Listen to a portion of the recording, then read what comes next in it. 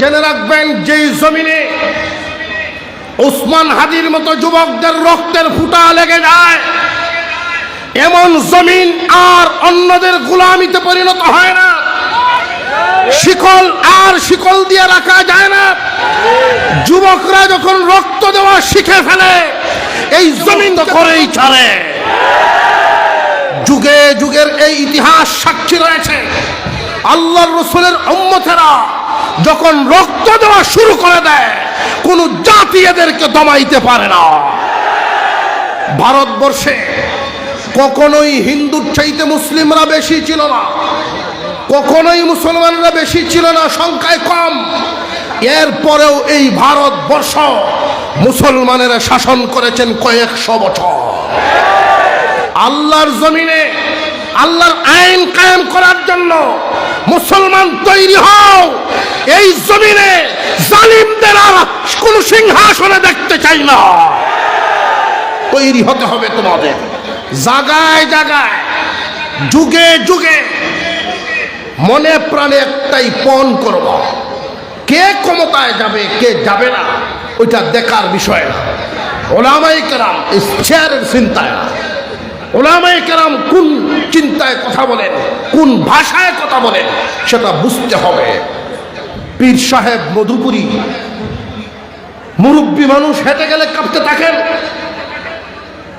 বালিয়ার সাহেব রহমতুল্লাহি আলাইহি ছিলেন,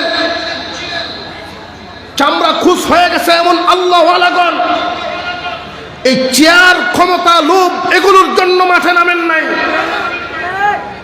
তাদের ইমানে আগুন লেগে গেছে। আল্লাহর জমিনে আল্লাহর হুকুম কায়েম করার জন্য ৯৫% মুসলমানের দেশে কোনো একটা আইন যদি ইসলামের পক্ষে পাশ করাইতে হয়, লক্ষ লক্ষ মানুষ রাস্তাঘাটে মিছিল করা লাগে, তবু আইন পাশ হয় না। অথচ ইসলামের বিরুদ্ধে রাতের অন্ধকারে আইন পাশ হয় না। এই দুঃখ এদের অন্তরকে আঘাতপ্রাপ্ত করেছে। মসনদে তোমরাই বসবা, যারা চেয়ারের লোভ নিয়ে আছো, প্রত্যেকের জায়গায় জায়গায়, দেশ জায়গায় জায়গায় বসে বসে চালাও। তবে মন চাহি চালানো বন্ধ হয়ে যাবে। মন মতো আর চালানোর সুযোগ নেই। আপনারা শুনেছেন গতকালকে কত নরম মনের মানুষ আমাদের বর্তমান জাতীয় মসজিদের খতিব, পীর সাহেব, বুজুর্গ মানুষ, এই জামানার একজন বুজুর্গ আলেম। উনার জবান থেকে অগ্নিজরা বয়ানগুলো শুনেছেন কিনা? আবু বকরের ইমানে যেভাবে আগুন ধরে গেছে, নরম মেজাজের মানুষগুলোর ইমানে আগুন ধরে গেছে।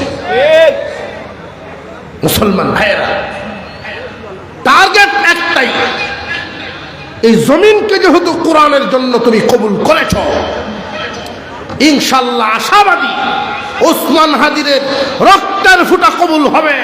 এই জমিনে আল্লাহর দ্বীন কায়েম হবে ইনশাআল্লাহ।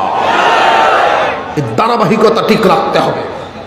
স্বপ্ন থাকবে জমিনে যেন আল্লাহর হুকুম, আল্লাহর আইন কায়েম হয়, ইনসাফের বিচার ব্যবস্থা হয়।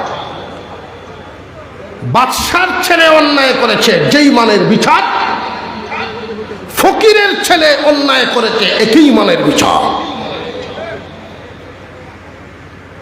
রক্তের বদলা রক্ত হয়। আমরা কি দেখছি? বর্তমান মানুষের বিবেক দ্বারা পরিচালিত যেই রাষ্ট্র ব্যবস্থা, যে আইন ব্যবস্থা, সম্পদের শক্তি, অর্থের শক্তি, পাওয়ারের শক্তিমান ওই সমস্ত লোক যারা, এদের জন্য আইন, একটা উদাহরণ দিয়েই দিই আপনাদের সামনে, মাকড়সার জালের মতো। শক্তি ক্ষমতা যদি তাকে ছিঁড়ে ফিরে বেরিয়ে যায়।